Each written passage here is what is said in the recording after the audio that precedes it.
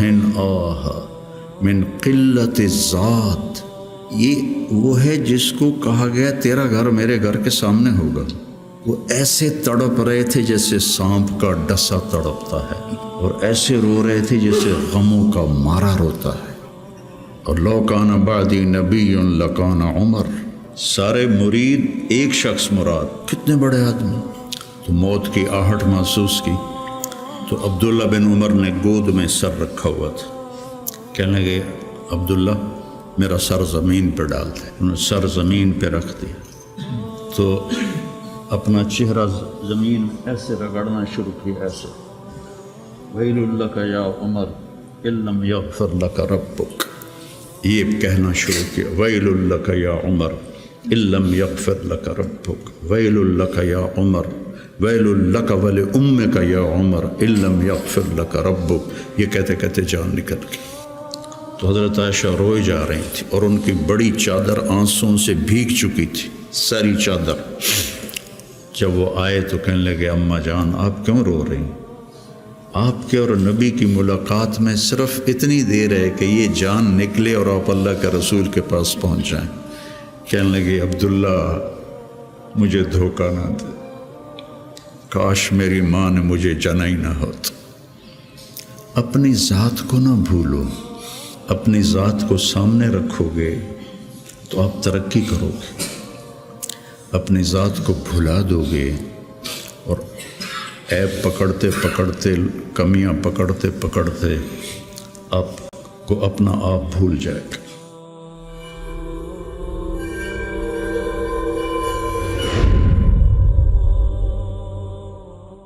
بسم اللہ الرحمن الرحیم، والصلاة والسلام علی رسولہ الکریم وعلی آلہ وصحبہ اجمعین، اما بعد۔ انبیاء کی محنت اور تحریکوں میں فرق ہے بہت واضح اور بڑا۔ تحریک میں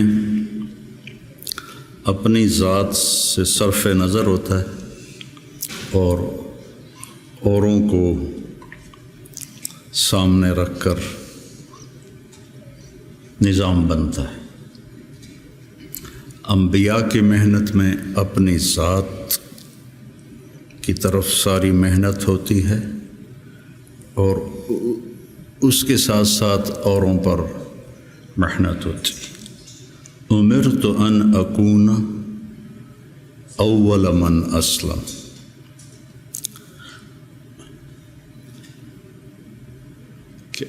امرت ان اعبد اللہ مخلصا لہ دینی، مخلصا لہ دینی۔ تو نبیوں کی محنت میں ذات نشانہ ہوتی اور تحریکوں میں دوسرے نشانہ ہوتے۔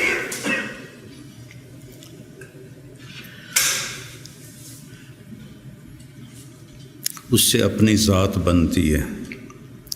آپ لوگ چونکہ پڑھانے کے ساتھ لگے ہوئے ہیں تو آپ کے سامنے فلاں لڑکا یہ کر رہا ہے، فلاں یہ کر رہا ہے، اس کا یہ مسئلہ ہے، اس کا یہ مسئلہ ہے، اس کے لیے کیا کرنا ہے، اس کے لیے کیا کرنا ہے، تو اپنا آپ یاد نہیں رہتا اور معاملہ تو میرے ساتھ ہونا ہے کہ مجھ سے میرے اللہ نے پوچھنا ہے، یا ابن آدم اعطیتک وخولتک وانعمت علیک ارنی ماذا صنعت فیہا۔ یہ تو مجھ سے سوال ہوگا، یہ تو نہیں پوچھا جائے گا مجھ سے کہ حسنین کے لڑکوں کا علم کیسا تھا اور ان کی استعداد کیسی تھی۔ یہ تو براہ راست مجھ سے سوال۔ یجاء بابن آدم، پوری حدیث یاد آ گئی، یجاء بابن آدم یوم القیامت فیوقف بین یدی اللہ تعالی کأنہ بذج۔ بذج کا مطلب جانتے ہیں؟ بکری کا بچہ جو نوزائید ہوتا ہے، پیدا ہوتے ہی وہ کھڑا ہوتا ہے تو اس کی ٹانگیں کانپتی ہیں ایسے ایسے، چونکہ ٹانگوں میں جان نہیں ہوتی، تو پھر وہ ایسے ایسے کانپتا ہے، پھر گر پڑتا ہے۔ یہ تو ہم نے گاؤں میں رہتے ہیں، ہم نے کئی دفعہ دیکھا۔ پھر کھڑا ہوتا ہے، پھر گر جاتا ہے۔ اس عمر کے بکری کے بچے کو بذج کہتے ہیں، فَكَأَنَّهُ بذج، ایسے ہو رہا ہوگا تو لگائے گا یا ابن آدم آتیتک وخولتک وانعمت علیک ارنی ماذا صنعت فیہا لا تزال قدم عبد حتی یسأل عن اربع ہے نا؟ یہ سب آپ کے متعلق یہ سارا فرمان ہے، اور میرے متعلق یہ سارا فرمان ہے۔ تو میں اگر ناکام ہو گیا تو مجھے کیا فائدہ اس ادارے کا، اس شہرت کا، اس واہ واہ کا، مجھے کیا فائدہ ہو؟ اور میں اگر کامیاب ہو گیا تو میرا کیا نقصان ہے؟ ابو ذر رضی اللہ عنہ کو ایک آدمی نے گالیاں دیں، کہنے لگے بیٹا ان امامی عقبۃ قعود، میرے سامنے ایک بڑی زبردست گھاٹی ہے، ان جزتها فلا ابالی بما تقول، اگر میں وہ گھاٹی پار کر گیا تو مجھے تیری گالیوں کی کوئی پرواہ نہیں، ان حویت فیہا فانا احق بما تقول، اور اگر میں اس میں گر گیا تو جو تو کہہ رہا ہے میں اس کا واقعی حقدار ہوں۔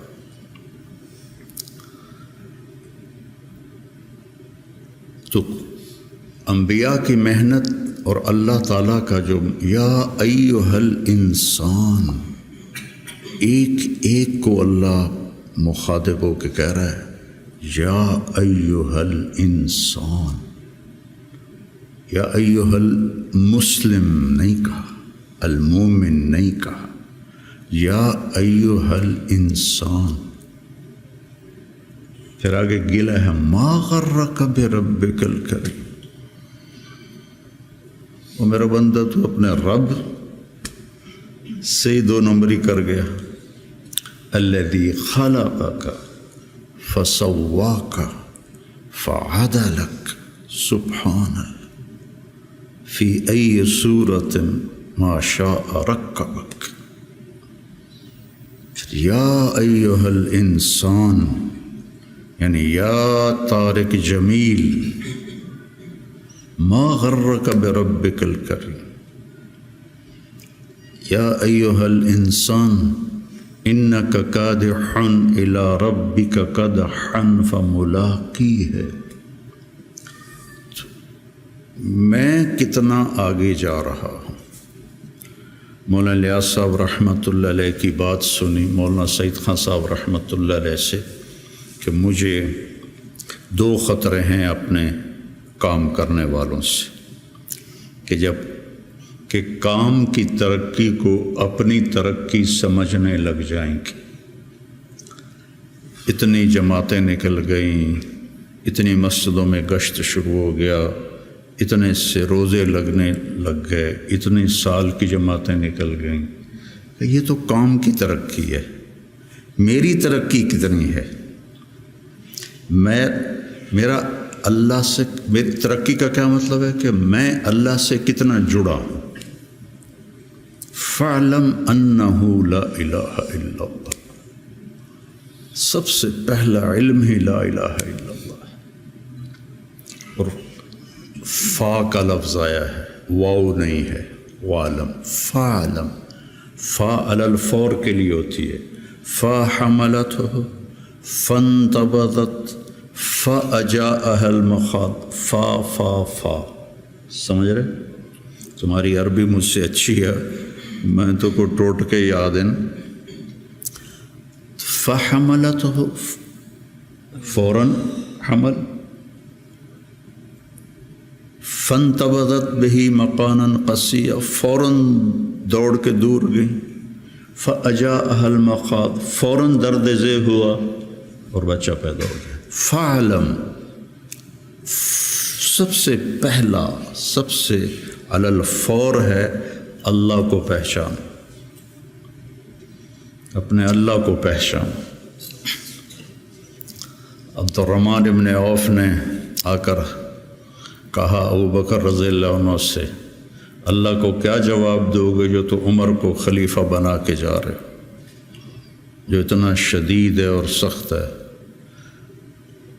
آپ نے کہا انا اعلم بربی منک، میں تم سے زیادہ اپنے رب کو جانتا۔ سبحان اللہ، انا اعلم بربی منک۔ وہ جو 3 لوگوں نے کہا تھا میں شادی نہیں کروں گا، میں رات نہیں سوؤں گا، اور میں روزہ نہیں چھوڑوں گا، تو ان سے آپ نے کہا انا اعلم بربی منکم۔ تو میرے عزیزو، علم کی منتہا ہے اللہ۔ یا ابن آدم اطلبنی تجدنی، وعدہ ہے، فإن وجدتنی وجدت كل شيء وإن فتنی فاتک كل شيء وأنا خیر لک من كل شيء۔ پھر بڑے لوگوں سے تعلق بنانا پڑتا ہے اور پہل اپنی طرف سے کرنی پڑتی ہے، اور کبھی خوشامد کرنی ہوتی ہے، کبھی ہدیے دینے ہوتے ہیں، کبھی جھوٹی سچی ان کی تعریفیں کرنی پڑتی ہیں۔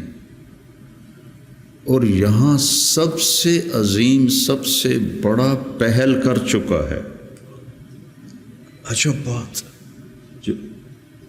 کہ غنی عن العالمین، فإن تکفروا فإن اللہ غنی عن العالمین۔ اور جو اتنا بڑا ہو، جس کو کسی کی بھی ضرورت نہیں، اتقى قلب رجل واحد ما زاد فی ملکی شیئا، افجر قلب رجل ما نقص فی ملکی شیئا، لن تبلغوا ضری فتضرونی ولن تبلغوا نفعی فتنفعونی۔ تو اتنا عظیم ہو کر کہتا ہے یا ابن آدم انی لک محب۔ یا ابن آدم، کافر مسلم سب شریک۔ وَلَقَدْ كَرَّمْنَا بَنِي آدم، انسان بطور انسان اللہ نے عزت والا بنائے۔ انی لک محب فبحقی علیک کن لی محبا۔ اتنی بڑی بات یہ میرے آپ جیسے گندے انسانوں کے لیے۔ یا ابن آدم اذکرک وتنسانی، کیا گلہ ہے، وَأَسْتَتِرُكَ وَلَا تَخْشَى، أَتَحَبَّبُ إِلَيْكَ بِالنِّعَمِ وَتَتَبَغَّضُ إِلَيَّ بِالْمَعَاصِي، شَرُّكَ إِلَيَّ صَاعِدٌ وَخَيْرِي إِلَيْكَ نَازِلٌ، مَعَ ذَلِكَ إِن سَأَلْتَنِي أَعْطَيْتُكَ وَإِنِ اسْتَغْفَرْتَنِي غَفَرْتُ لَكَ۔ اتنا بڑا شہنشاہ، اطت السماء وحق لها ان تئط، آسمان چرچراتا ہے، جیسے کرسی پر کوئی موٹا آدمی بیٹھ جائے تو چوں چوں کی آواز آتی، آسمان چوں چوں کرتا ہے کہ ما فیہا موضع 4 اصابع الا وملک واضع جبہتہ ساجدا للہ۔ اتنی جگہ بھی خالی نہیں ہے، فرشتوں کی پیشانیاں سجدے میں گری پڑی۔ اتنی عظیم ذات ہو کر وہ کہے اذکرک وتنسانی، اور اتنی عظیم ذات ہو کر کہے انی لک محب۔ محبت ہی تو انبیاء بھیجے، محبت ہے تو توبہ کے دروازے کھلے رکھے۔ تو میرے عزیزو، یہ درس و تدریس کی محنت، تصوف کی محنت، تبلیغ کی محنت، یہ اپنے آپ کو بنانا پہلے ہوتا ہے۔ جب 3 چلے میں لگائے 1971 میں، تو ہم ہدایات میں پہلا بول ہوتا تھا، بھائی ہم اپنی اصلاح کے لیے نکلے، ہم سیکھنے کے لیے نکلے۔ یہ اور تاثر پیدا، لفظ تو جادو ہے، ان من البیان لسحرا، جادو الفاظ ہی ہوتے، کوئی وہ تیر تفنگ تو نہیں ہوتا، الفاظ ہوتا۔ تو الفاظ میں تاثیر ہے۔ بھائی ہم سیکھنے کے لیے نکلے، ہم دین سیکھنے کے لیے نکلے، یہ آپ کے اندر تواضع پیدا کرے گا۔ ہم بھیجے گئے ہیں، یہ آپ کے اندر بڑائی پیدا کرے گا۔ بھیجے گئے ہیں، اخریت للناس قرآن میں ہے۔ اور تبلیغ کی برکت سے آج تم سب میں یہاں بیٹھا ہوں، یہ تبلیغ کی برکت۔ شیخ رمضی جیسا تمہیں ہیرا ملا ہے، یہ تبلیغ کی برکت۔ 16 سال کی عمر میں آیا تھا، 3 چلے سے میرے 100 اربوں کی تشکیل کیا کرتا تھا۔ 83-84 کی بات ہے یہ، اس نے 3 چلے لگائے، اور آج اللہ نے اس کو کان مملوکی فاضحا مالکی والا قصہ ہو گیا ہے۔ ان ھذا من اعاجیب الزمن۔ تو میرا اللہ سے کیا رابطہ ہے، اس کے لیے پیمانہ آپ کا اندر ہے، آپ کا دل ہے۔ میں نہیں پہچان سکتا، کوئی اور نہیں پہچان سکتا۔ مسروق ابن اجدع فرماتے ہیں رحمہ اللہ کہ صحبت 70 نبی صحابیہ، کہ میں نے 70 صحابہ کی صحبت اٹھائی، سے مراد ہے کئی صحابہ۔ 70 کا لفظ عدد کے لیے نہیں ہوتا، کثرت کے لیے ہوتا ہے۔ تو میں نے ان سب کا علم 6 آدمیوں میں دیکھا: عمر بن خطاب، عبداللہ بن مسعود، علی بن ابی طالب مہاجرین میں سے، زید بن ثابت، معاذ بن جبل، ابی بن کعب انصار میں سے۔ پھر ان 6 کے ساتھ میں رہا تو میں نے 6 کا علم 2 میں دیکھا: عبداللہ بن مسعود، علی بن ابی طالب۔ میرا اس پہ اضافہ ہے کہ میں نے ان 2 کو پڑھا تو مجھے علی بن طالب سب پر فائق نظر آئے کہ ان سے بڑا عالم صحابہ میں کوئی نہیں تھا، انتہا پر تھا۔ اور یوں ہاتھ پکڑا اللہ کے نبی نے، اور ایسے اب کبھی بڑے جذبے جوان تھے، نہ وہ عشق میں رہی گرمیاں، نہ وہ حسن میں رہی شوخیاں، نہ وہ غزدمی میں تڑپ رہی، نہ وہ غم ہے زلف ایاز میں۔ میرا تو اب یہ حال ہے، پڑھے بغیر نیند ہی نہیں آتی تھی۔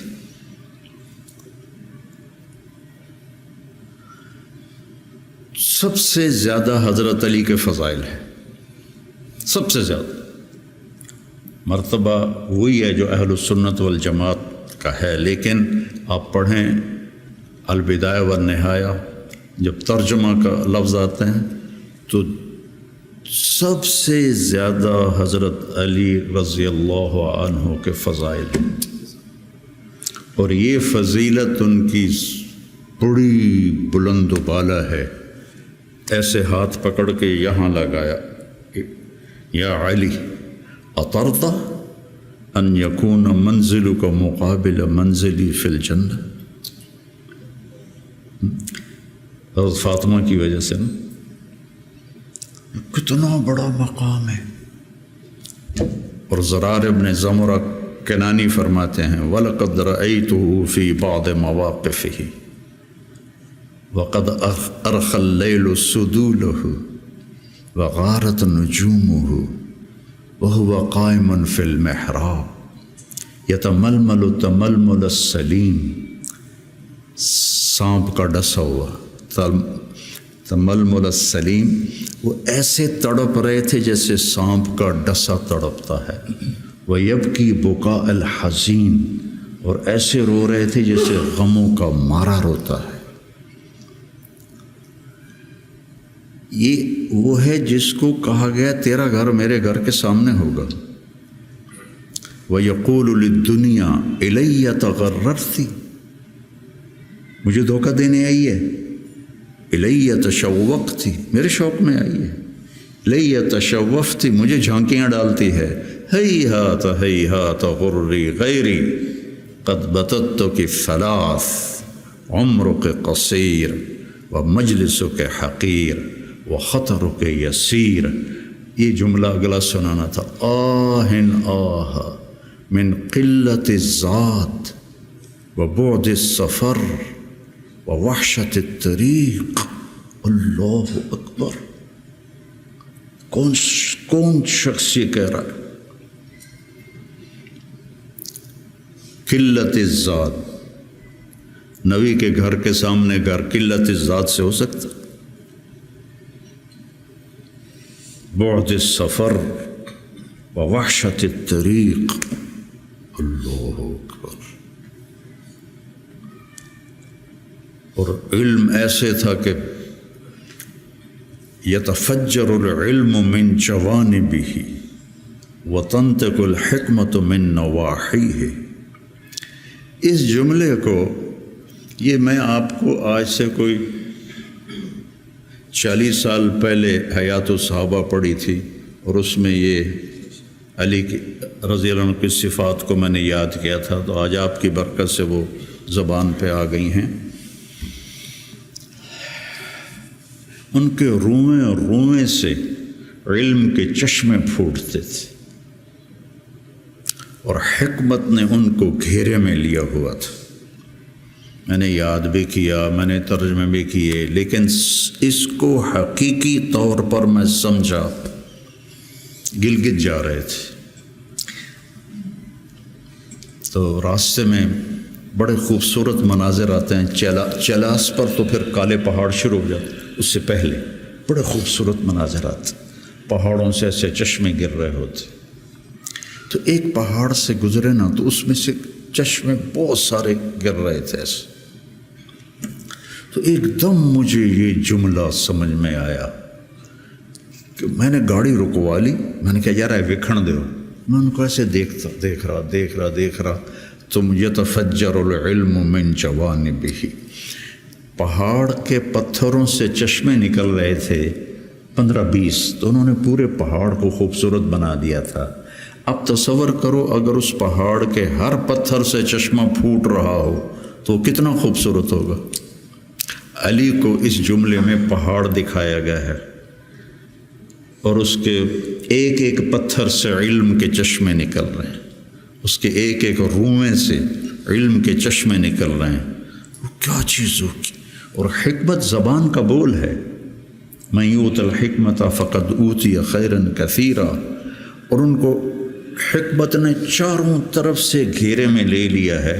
صرف ان کی زبان کا فعل نہیں رہا حکمت، بلکہ پورے وجود نے حکمت کا لباس پہن لیا ہے۔ اور پھر وہ کہتے ہیں قلت الذات بعد السفر وحشت الطریق، اور لو کان بعدی نبی لکان عمر۔ اب مسجد میں داخل ہوئے تو آپ کے ادھر ابو بکر تھے، ادھر عمر تھے رضی اللہ عنہ، سامنے صحابہ بیٹھے تھے۔ آپ نے ان سے فرمایا دیکھ رہے ہو، ہاکذا نحشر یوم القیامہ، میں قیامت کے دن ایسے اٹھوں گا، میرے سیدھے ہاتھ ابو بکر ہوگا، الٹے ہاتھ عمر ہوگا۔ ملہم مراد، سارے مرید ایک شخص مراد، کتنے بڑے آدمی۔ تو صحابہ نے مشورہ کیا کہ فتوحات ہو گئی ہیں، قیصر اور کسریٰ کے خزانے مدینے میں آ گئے ہیں، اور عمر کا وہی حال ہے، وہی مجاہدہ ہے، وہی مشقت ہے، تو اب اسے نرم روٹی کھانی چاہیے۔ حضرت عمر کی روٹی کوئی کھا نہیں سکتا تھا، اٹک جاتی تھی گلے میں، اتنی سخت ہوتی تھی۔ تو انہیں لباس بھی، بڑے بڑے وفود آتے ہیں تو انہیں لباس بھی اچھا پہننا چاہیے، اور کوئی اب خادم رکھ لیں، اتنے غلام ہیں، کوئی خادم اپنی خدمت کے لیے رکھ لیں۔ یہ کون مشورہ کر رہے ہیں؟ زبیر بن عوام، طلحہ بن عبید اللہ، سعد بن ابی وقاص، عبد الرحمن بن عوف، علی بن ابی طالب، ابو عبیدہ بن جراح، 6 اصحاب عشرات المبشرہ میں سے 6 آدمی یہ مشورہ کر رہے ہیں۔ حضرت علی نے کہا مانے گا نہیں، جو تم مرضی کر لو۔ حضرت علی نے کہا نہیں مانے گا، کہا نہیں ہم انشاءاللہ منوائیں گے، ہم خود نہیں جاتے، ہم حضرت عائشہ کو بھیجتے ہیں اور حضرت حفصہ کو بھیجتے ہیں، دونوں امہات المومنین ہیں اور ایک بیٹی ہے، تو ان کی ضرور مانیں گے۔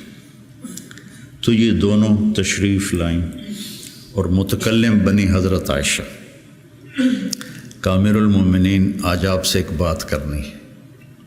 کہنے لگے کہو۔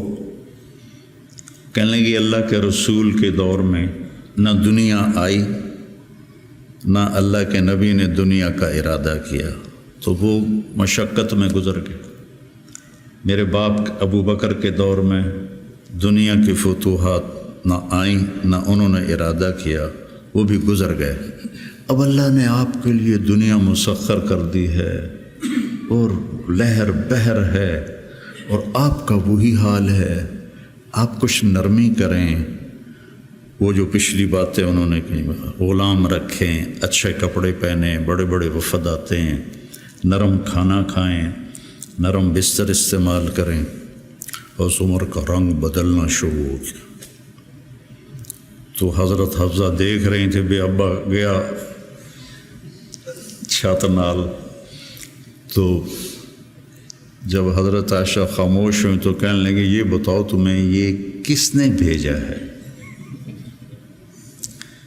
تو کہنے لگی پہلے کوئی ہاں نہ کرو تو پھر ہم بتائیں گے۔ کہنے لگے اگر مجھے پتہ چل جائے نا کہ تمہیں کس نے بھیجا تو میں مار مار مار کے ان کے چہرے لہو لہان کر دوں۔ پھر فرمانے لگے حفصہ تو گھر والی ہے نا، یہ بتا کبھی اللہ کے نبی نے 2 ٹائم کھانا کھایا؟ زندگی میں کبھی 2 وقت کھانا کھایا؟ وہ کہنے لگی نہیں۔ فرمانے لگے صبح کھاتے تھے تو شام نہیں کھاتے تھے، شام کو کھاتے تھے تو صبح نہیں کھاتے تھے، کہ جی اللہم نعم۔ ایک دفعہ تو نے ایک چھوٹے سے میز پر کھانا رکھ کے دیا تھا، تمہیں یاد ہے؟ تو اللہ کے نبی نے اٹھا کے زمین پہ رکھ لیا تھا اور کہا تھا آکل کما یاکل العبد، کہ جی اللہم نعم۔ تمہیں یاد ہے اللہ کے نبی کا ایک ہی جوڑا ہوتا تھا اور اسے وہ خود دھوتے تھے، اور بعض اوقات وہ خشک نہیں ہوتا تھا اور بلال آ جاتے یا رسول اللہ الصلاۃ، تو آپ کہتے ابھی میرے کپڑے خشک نہیں ہوئے، یہاں تک کہ نماز تاخیر ہو جاتی تھی اور آپ وہ خشک ہو کر اس کو پہن کے جا کے نماز پڑھاتے تھے۔ اور یہ بھی تمہیں یاد ہو، وہ کہنے لگی اللہم نعم، کہ یہ بھی تمہیں یاد ہوگا کہ ایک دن وہ جوڑا بھی نہیں تھا تو آپ نے پڑوسن سے چادر مانگی تھی جس کو لپیٹ کر جا کے نماز پڑھائی تھی، یاد ہے؟ کہنے لگے اللہم نعم۔ کہا نبی کا بستر کیسا تھا تیرے گھر میں؟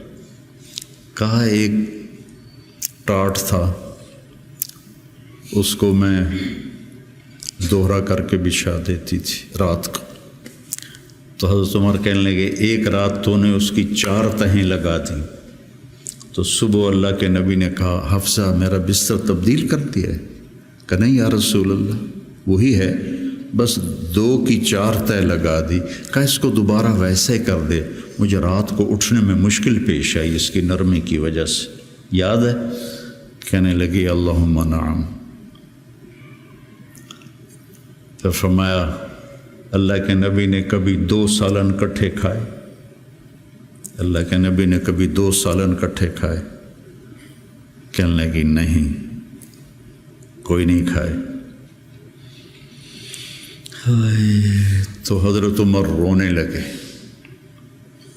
فرمایا کہ جنہوں نے تمہیں بھیجا ہے نا، انہیں جا کر کہو کہ 3 دوست تھے سفر میں، تو ایک آگے بڑھ گیا اور منزل پر پہنچ گیا، اللہ کے نبی، پھر دوسرا چلا اور وہ منزل پر پہنچ گیا، ابو بکر، اب تیسرا راستے میں ہے، ان کے راستے پر رہے گا تو پہنچے گا ورنہ بھٹک جائے گا۔ والذی نفسی بیدہ، رب کی قسم جس کے قبضے میں میری جان ہے، میں اپنے آپ کو اسی حال پہ رکھوں گا حتی تلحق روحی باللہ، یہاں تک کہ میں اپنے رب کے ساتھ جا کے مل جاؤں۔ جن کو اپنی ذات کی طرف نبی کی محنت متوجہ کرتی، تحریکیں اوروں کی طرف متوجہ کرتی، اور انبیاء کی محنت، یا قوم اعبدوا اللہ ما لکم من الہ غیر، یا قوم انی لکم نذیر مبین ان اعبدوا اللہ واتقوہ واطیعون انی لکم نذیر مبین انی لکم ناصح امین۔ اور جب خنجر لگ گیا اور پتہ چل گیا کہ بچنا ممکن نہیں ہے، تو اپنے بیٹے کو بلایا، عبداللہ بن عمر، فرمانے لگے جاؤ عائشہ کے پاس اور ان سے کہو کہ عمر اپنے ساتھیوں کے ساتھ دفن کی اجازت چاہتا ہے، اور امیر المومنین نہ کہنا، عمر کہنا، چونکہ اب میں امیر المومنین نہیں ہوں۔ اگر وہ اجازت دیں دیں تو مجھے وہاں دفن کر دینا، ورنہ مجھے عام قبرستان میں لے جانا۔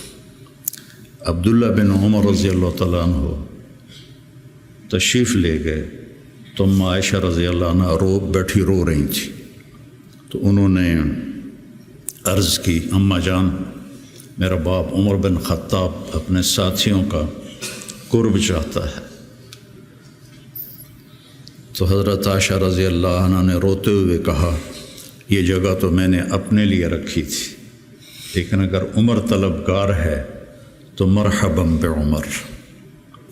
واپس آئے، کہا ابا جان ابشر قد اذنت، اجازت ہو گئی۔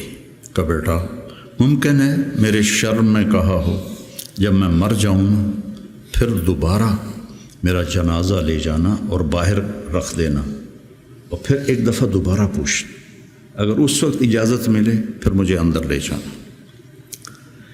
اس میں حضرت علی آئے تو بڑے گھبرائے ہوئے تھے، تو حضرت علی نے پوچھا اتخاف من الموت؟ کہا نہیں، الذی بعد الموت،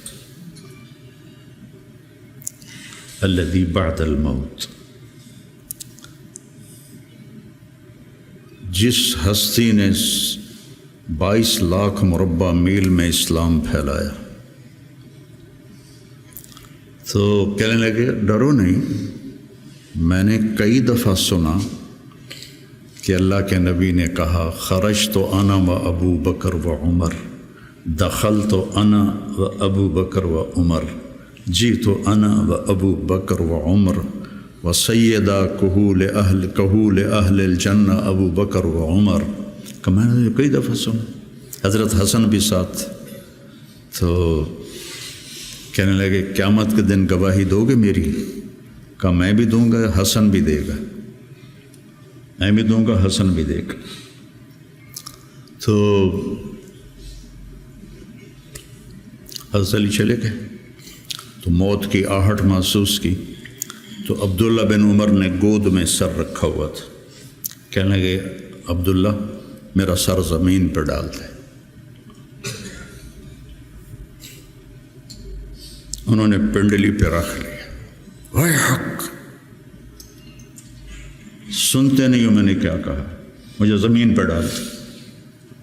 انہوں نے سر زمین پہ رکھ دیا تو اپنا چہرہ زمین میں ایسے رگڑنا شروع کیا، ایسے ویل لک یا عمر ان لم یغفر لک ربک، یہ کہنا شروع کیا، ویل لک یا عمر ان لم یغفر لک ربک، ویل لک یا عمر، ویل لک ولامک یا عمر ان لم یغفر لک ربک۔ یہ کہتے کہتے جان نکل گئی اور لوگ اکٹھے ہوئے تو حضرت عبداللہ ابن عباس کہتے ہیں کہ کسی نے میرے کندھے پہ ہاتھ رکھا تو میں نے مڑ کے دیکھا تو علی تھے، رو رہے تھے، کہہ رہے تھے کہ نہیں، بات کی بات، حضرت صہیب رومی نے جنازہ پڑھایا، وصیت کی تھی میرا جنازہ صہیب پڑھائے، ان 6 کو تو ڈال دیا تھا نا شورا میں، تو صہیب نے جنازہ پڑھایا، جنازہ اٹھایا گیا اور آ کر حضرت عائشہ کے دروازے پر رکھا گیا اور عبداللہ بن عمر آگے بڑھے کہ اماں جان میرا باپ حاضر ہے، اندر آنے کی اجازت چاہتے۔ تو عائشہ رضی اللہ عنہا نے اپنی چادر اٹھائی اور اپنے آپ کو ڈھانپا اور باہر نکل گئی، مرحبا بعمر۔ تو جب آپ کی تدفین ہو رہی تھی تو عبداللہ بن عباس نے کہا کہ میرے کندھے پر کسی نے ہاتھ مارا، تو میں نے دیکھا تو علی رضی اللہ عنہ رو رہے تھے، کہہ رہے تھے عمر مجھے پتہ تھا تیرے سوا یہاں اور کوئی نہیں آ سکتا، تیرے سوا یہاں اور کوئی نہیں آ سکتا، مجھے پتہ تھا تو یہیں آئے گا۔ علم کا یہ منتہا ہے، اس کو اگر ہم اپنے آپ ذات کو بیچ میں سے نکال دیں گے تو ہم گرنا شروع ہو جائیں گے۔ تجھے کیوں فکر ہے اے گل دلے صد چاک بلبل کی، تو اپنے پیرہن کے چاک تو پہلے رفو کر لے۔ عائشہ رضی اللہ عنہ موت کی سکرات میں تھی تو عبداللہ ابن عباس رضی اللہ عنہ نے آنے کی اجازت چاہی، تو جنگ جمل کے بعد سے بول چال بند تھی، کیونکہ عبداللہ ابن عباس حضرت علی کی طرف سے لڑے تھے باقاعدہ، تو آپ کے پاس عبداللہ بن زبیر اور مسور بن مخرمہ رضی اللہ عنہ بیٹھے ہوئے تھے، تو حضرت عائشہ رضی اللہ عنہ خاموش ہو گئیں، اتنا اثر تھا اس بات کا۔ تو ان کا حبر الامہ ہے اور ابن عم الرسول ہیں، اجازت دے دیں۔ تو حضرت عائشہ روئے جا رہی تھی اور ان کی بڑی چادر آنسوں سے بھیگ چکی تھی، ساری چادر۔ جب وہ آئے تو کہنے لگے اماں جان آپ کیوں رو رہی ہیں؟ آپ کے اور نبی کی ملاقات میں صرف اتنی دیر ہے کہ یہ جان نکلے اور آپ اللہ کے رسول کے پاس پہنچ جائیں۔ کہنے لگے عبداللہ مجھے دھوکہ نہ دے، کاش میری ماں نے مجھے جنا ہی نہ ہوتا، مجھے بہلاوا نہ دے، مجھے دھوکہ نہ دے۔ اور اللہ کے نبی نے کہا تھا یا عائشہ انہو لیہون علی الموت ان اریتک زوجتی فی الجنہ، عائشہ مجھے مرنا آسان ہو گیا ہے کہ مجھے پتہ چلا ہے تو جنت میں میری بیوی ہے۔ اور وہ رو رہی تھی۔ تو میرے عزیزو اپنی ذات کو نہ بھولو، اپنی ذات کو سامنے رکھو گے تو آپ ترقی کرو گے، اپنی ذات کو بھلا دو گے اور عیب پکڑتے پکڑتے، کمیاں پکڑتے پکڑتے آپ کو اپنا آپ بھول جائے گا۔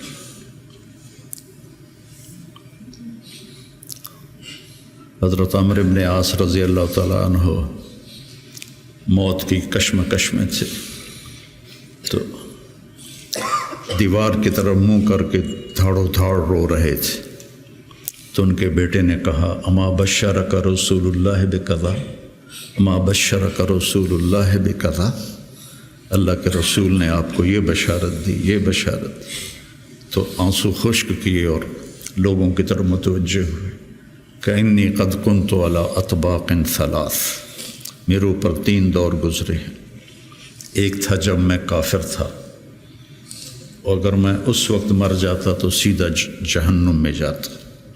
پھر اللہ نے مجھے ہدایت دی، میں ایمان لایا، اور میں نے ساری زندگی اللہ کے نبی کو آنکھ بھر کے نہیں دیکھا حیا کی وجہ سے۔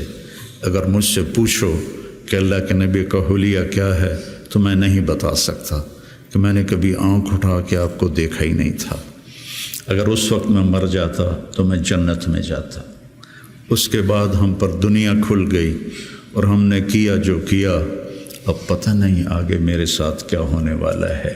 پھر اسے ہاتھ اٹھائے، اللہم لا بری فاعتذر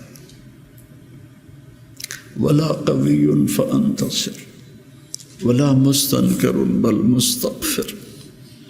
یہ دعا میں روز مانگتا ہوں۔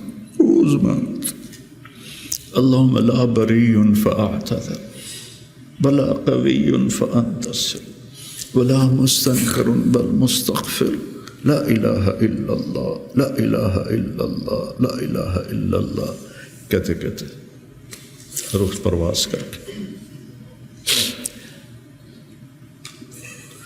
تو میرے عزیزو، ہم سب بڑے خوش قسمت ہیں، ہم ایک بہت عالی محنت میں لگے۔ اللہ نے ہم پر کرم کیا ہے، اللہ نے ہم پہ احسان کیا ہے۔ اس میں ترقی کی تو کوئی انتہائی کوئی نہیں۔ اللہ کو پا لینے کی جستجو نہ ختم ہونے والا سفر ہے۔ چونکہ اللہ کی حد، میں گاؤں سے چلا فیصل آباد 1.5 گھنٹے میں پہنچ گیا، منزل آ گئی، لیکن اللہ کی کوئی حد نہیں۔ جتنا اس کو پاؤ گے اتنا کھویا ہوا محسوس کرو گے، انتہائی کوئی نہیں۔ یہ وہ سفر ہے جس کی کوئی حد نہیں ہے۔ عبث ہے جستجو بحر محبت کے کنارہ کی، بس اس میں ڈوب ہی جانا ہے اے دل پار ہو جانا۔ تو میری گزارش ہے، اپنے ذات، اپنے آپ اخلاق پہ نظر رکھو، اپنے اعمال پہ نظر رکھو، عبادت کا ذوق پیدا کرو، قرآن کا ذوق پیدا کرو۔ میں کتنی تکلیف میں ہوں، اب تو میں بیکار گھر پہ بیٹھا ہوں، لیکن جب میں ایسے پہیے کی طرح گھوم رہا تھا تو میں 50 60 100 نفل روزانہ پڑھتا تھا، کہ میری اب بھی پڑھتا ہوں۔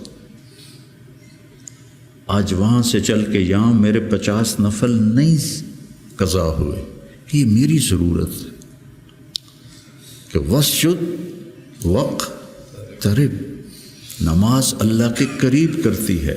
وسجد وقترب، نماز پڑھ اور اللہ کے قریب ہو جائے۔ زبان پہ نظر ہو، آنکھوں پہ نظر ہو، کانوں پہ نظر ہو، اور اس میں سارے دین کے کام خیر کے ہیں۔ لیکن میرے عزیزو، ہم اخریت للناس ہیں۔ ساری کمیوں کے باوجود تبلیغ کی ابھی بھی بننے کے لیے بہترین راستہ ہے۔ چھٹیوں میں آپ اپنا چلہ قضا نہ کیا کر، مجھے تکلیف ہوتی، کیونکہ میرا جگر دل چیر کے دیکھو تو تبلیغ کے سوا کچھ نہیں۔ میں عملی طور پر نہیں جا سکتا، لیکن یہاں اس مبارک محنت کے سوا اور کچھ نہیں۔ میں آپ سے بھی یہ چاہتا ہوں، آپ کی کیفیات بچوں کی طرف منتقل ہوں گی۔ جب آپ کے اندر سے تبلیغ کی عظمت نکلے گی تو آگے کیسے منتقل ہوگی؟ کتنے مشائخ آئے، اس طرح عالم میں تبدیلی کوئی نہیں لا سکا۔ کتنے خیر کے کام ہوئے، اس طرح عالم میں تبدیلی کوئی نہیں لا سکا۔ بنو امیہ کے حکام ظالم تھے، لیکن دعوت کی وجہ سے دین تو پھیلتا رہا۔ ولید بن عبد الملک کان جباراً، جو اس کے بارے میں لکھا ہے ابن کثیر نے کان جبار، معمولی باتوں پہ گردنیں اڑا دیتا تھا، سب سے زیادہ اسلام اس کی زندگی میں پھیلا۔ اور یزید بن معاویہ رضی اللہ تعالیٰ، اس کے زمانے میں شمالی افریقہ فتح ہوا ہے۔ عقبہ ابن نافع رضی اللہ تعالیٰ عنہ نے الجزائر کو فتح کیا اور مراکش کو فتح کیا۔ تونس حضرت عثمان کے زمانے میں فتح ہو گیا تھا۔ عبداللہ بن ابی سرح رضی اللہ تعالیٰ عنہ نے تونس کو فتح کیا تھا۔ تو ادھر یزید بیٹھا ہوا ہے، لیکن دعوت میں نکلنے والے تو مخلص تھے۔ تو میں تھا مسجد میں، تو میرے پاس 2 جماعتیں آئیں پٹھانوں کی، پیدل چل رہی سال کی، کہ جی 6 تاریخ کو ہمارا جوڑ ہے، آپ تشریف لائیں۔ میں کہا یار میں تو فیصل آباد جا رہا ہوں، اگلے جوڑ میں آ جاؤں گا۔ کوئی تحریک، کوئی پیر، کوئی بزرگ اپنے مریدوں کو یہاں تک نہیں لا سکا کہ سال کے لیے پیدل چلے جائیں۔ تو آپ میری اولاد ہو، میرا سرمایہ ہو، میں ان عمر کے آخری حصے میں ہوں، آپ لوگ ابتدائی حصے میں ہیں، تو اس مبارک محنت کو اپنی ترجیحات میں رکھو، ترجیحات میں رکھو۔ میں نے کبھی چلہ نہیں قضا کیا تھا، ایک آدھ چلہ میرا بیماری کی وجہ سے قضا ہوا، اور اب 4-5 چلے سر درد اور کچھ اور عوارض لاحق ہو گئے، ورنہ میں جو بھی ہوتا تھا میں چلہ نہیں چھوڑتا تھا کہ میری ضرورت مجھے کرنا ہے۔ عام انسانوں کی طرح زندگی گزارو اور اپنے اللہ کو اپنے سامنے رکھ کے چلو، تو انشاءاللہ اللہ آپ کو ترقی دے گا، اللہ آپ کو بلندیاں دے گا۔ ہماری تو شام ہونے والی ہے، آپ لوگوں کی سویر ہے، ہمارے لیے صدقہ جاریہ بنو، ہماری قبروں کی ٹھنڈک کا ذریعہ بنو۔ اور میں مدارس ایک خاص مقصد کے تحت میں نے مدارس بنائے، نہ کوئی کمی ہے مدارس کی، علماء کی کوئی کمی ہے؟ ایک اخلاق والی نسل تیار،